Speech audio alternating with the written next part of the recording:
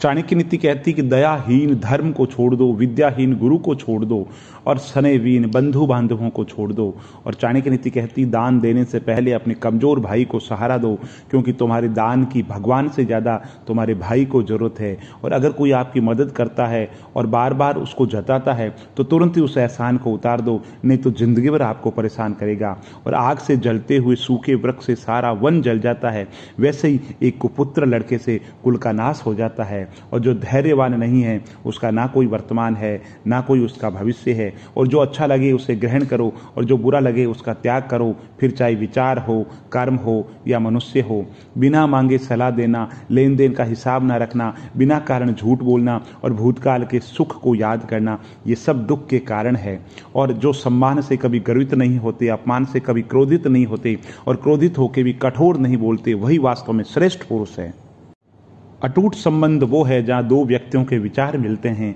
और चाणक्य नीति कहती है कि संतुलित दिमाग जैसी कोई सादगी नहीं है, संतोष जैसा कोई सुख नहीं है, लोभ जैसी कोई बीमारी नहीं है और दया जैसा कोई पुण्य नहीं है। और चाणक्य नीति कहती है यदि आप प्रयास करने के बाद भी असफल हो जाएं तो उस व्यक्ति से आप हर हाल में बेहतर होंगे जिसको बिना किसी प्रयास के सफलता मिल गई है। और चाणक्य नीति कहती है बुद्धिमान वही है जो अपनी कमियां किसी के सामने उजागर ना करे। घर की गुप्त बातें, धन का विनाश, दुष्टों द्वारा धोखा, अपमान, मन की चिंता, इन बातों को सिर्फ खुद तक सीमित रखें।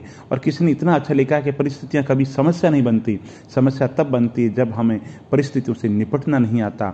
और खुद को अगर जिंदा समझते हो तो गलत का विरोध करना सीखो, क्योंकि लहर के साथ लाशें बहा करती है, तैराक नहीं।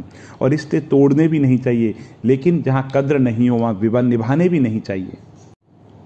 जिसकी आंखों पर अहंकार का पर्दा होता है उसे खुली आंखों से कुछ भी दिखाई नहीं देता है।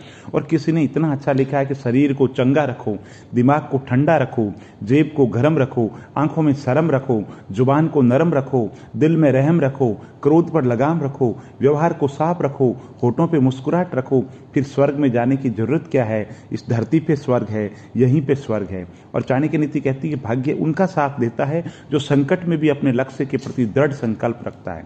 चाणक्य नीति कहती है एक उत्कृष्ट बात जो शेर से सीखी जा सकती है वो ये है कि व्यक्ति जो कुछ भी करना चाहता है उसे पूरे दिल और जोरदार प्रयास के साथ में करे। और चाणक्य नीति कहती है राजनीति में हिस्सा नहीं लेने का सबसे बड़ा दंड यह है कि अयोग्य व्यक्ति आप पर शासन करते हैं। और किसी ने इतना अच्छा लिखा है कि कभी कुछ नया पाने के लिए वो मत खो देना जो पहले से तुम्हारे पास में है।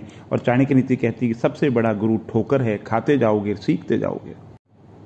चाणक्य नीति कहती कि जो आसानी से मिले वो छल, जो कठिनाई से मिले वो सम्मान, और जो हृदय से मिले वो प्रेम, और जो भाग्य से मिले वो सच्चा मित्र है।